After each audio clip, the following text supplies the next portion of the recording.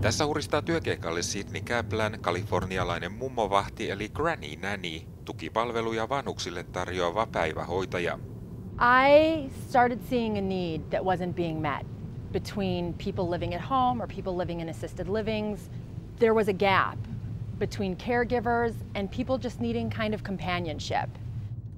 Now we're going to meet Sally. She's an 84-year-old widow.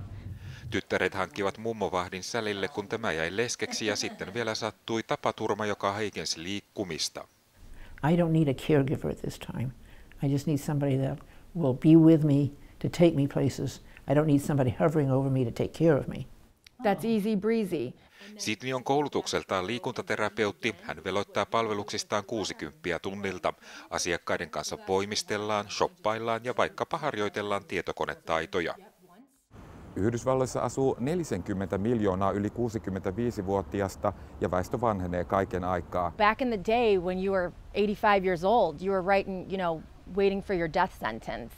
Now people are 85 still doing gymnastics and still running every day and doing marathons. This need is growing. Vanhusten palvelualalle syntyy joka kuukausi Yhdysvalloissa 4000 uutta työpaikkaa. Yksityiset mummovahdit ovat alan uusi ilmiö. Sydney kaipaisi alalle jo jonkinlaista säätelyä. You can't come out with a business degree and say, oh hey, I'm going to start a senior concierge business. You need to know the clients and you need to know their needs and what they want and be able to connect with them. Mummovahdin ura on raskas. Sydney sanoo kohtaavansa paljon yksinäisyyttä. Suhde hoidettavaan yleensä kehittyy paljon asiakassuhdetta syvemmäksi. It's meaning more and more.